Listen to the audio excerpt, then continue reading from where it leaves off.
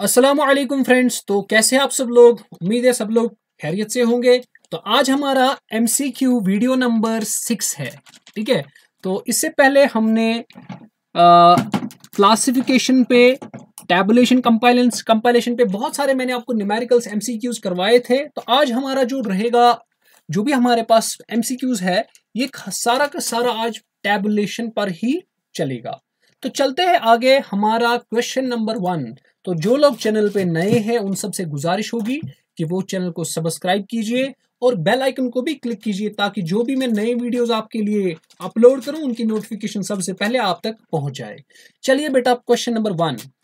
तो question number 1 हमारे पास है, the process of presenting data in the form of table. जब हम डेटा को टेबल में रखते हैं उसको क्या बोलते हैं? टैबुलेशन। तो option number D is the correct answer. The principal component of a table. देखिए, टेबल का जो प्रिंसिपल कंपोनेंट होता है वो क्या होता है? क्या टेबल नंबर होता है? टेबल नंबर तो होता है, हाँ। टाइटल, हाँ, टाइटल भी होना चाहिए। हेड नोट, हाँ, इसका मतलब ऑल ऑफ दीज आएगा। विच of the following is a basis of classification of a table. हम जब क्लासिफाई करते हैं टेबल को, हमारी बेसिस क्या होती है?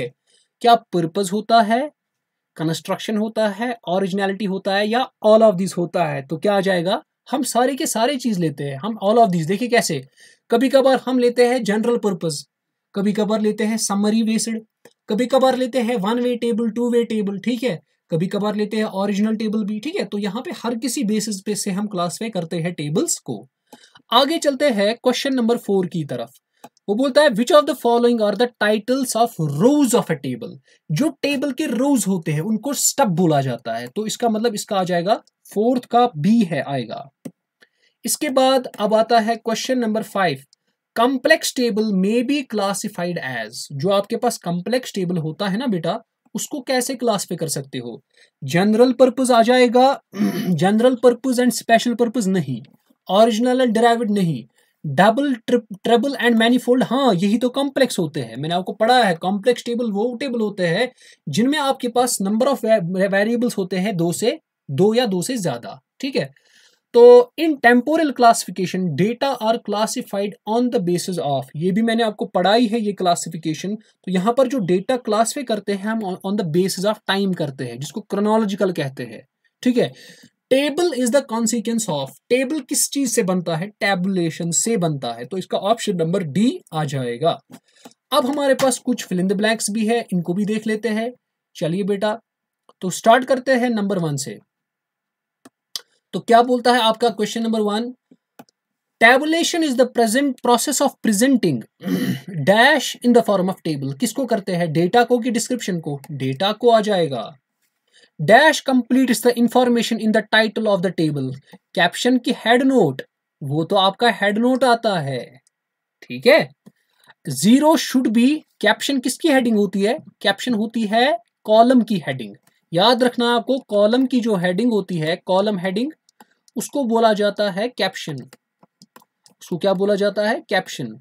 और जो रो हेडिंग होती है, रो हेडिंग को बोला जाता है स्टब।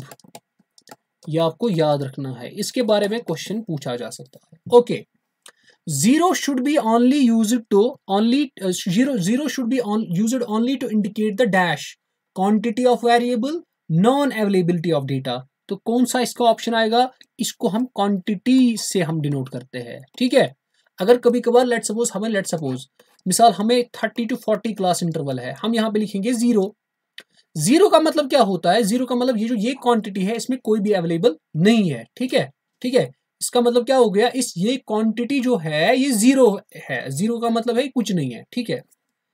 अच्छा, उसके बाद हम चलते हैं नेक्स्ट, हमारा जो है चौथा क्वेश्चन, यानी fourth fill in the blanks. Headings should generally be written in the dash form. तो हेडिंग्स जो होती है बेटा, वो किस फॉर्म में लिखी जाती है? हमेशा याद रखना है, वो सिंगुलर फॉर्म में लिखा जाता है। हेडिंग जो भी आप लिखोगी ना, वो सिंगुलर होना चाहिए, okay. Dash tables are also called reference table. वो तो जनरल पर्पस को बोलते हैं, क्यों? क्योंकि जनरल पर्पस से ही हम स्पेशल पर्पस टेबल बनाते हैं। और स्पेशल पर्पस टेबल का दूसरा नाम क्या है? Summary table.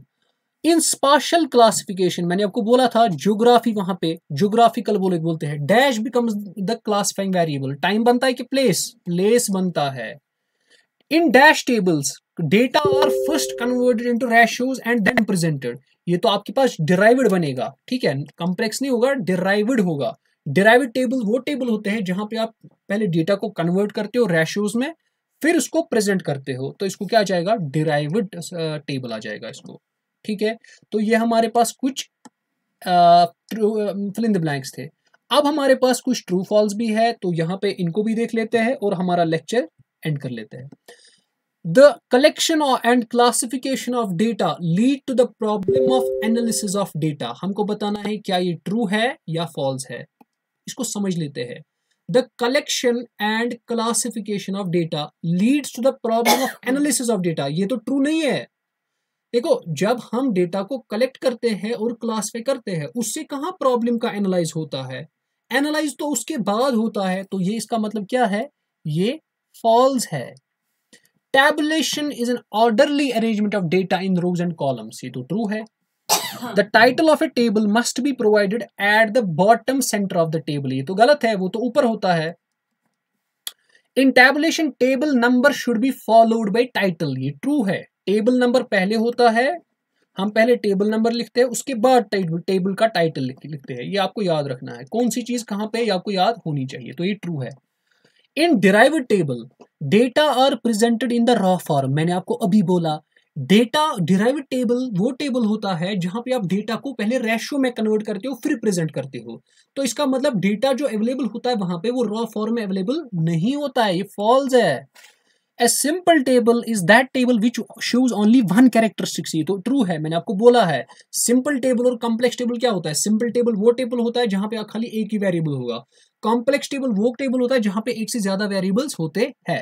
Tabulation highlights characteristics of data, क्या कैरेक्टरिस्टिक्स ऑफ डेटा हाईलाइट करता है, हाँ, क्योंकि आप अलग अलग कैरेक्टरिस्टिक्स को अलग अलग टेबल्स में, अलग अलग कॉलम्स में, अलग अलग रोज में करते हो क्लासिफाई, मतलब अलग अलग रखते हैं, तो उससे तो कैरेक्टर सीधे से जाहिर होती है। तो ये हमारे पास टैबुलेशन पे कुछ न्यूमेरिकल्स थे, कुछ सॉरी एमसीक्यूज थे। होप आपने एंजॉय किया होगा वीडियोस को। तो जिन लोगों ने अभी तक मेरी चैनल को सब्सक्राइब नहीं किया तो आप चैनल को सब्सक्राइब कीजिए, और अगर वीडियो अच्छी लगी हो तो आपको पता है फिर लाइक भी कीजिए और कमेंट भी कीजिए, और सबसे बड़ा चीज अपना स्कोर बताइए कमेंट सेक्शन में, आपका स्कोर इसके बाद इस एमसीक्यू सेशन में क्या रहा। तो चलिए मिलते हैं अगले एमसीक्यू सेशन में, तब तक के लिए अल्लाह हाफिज।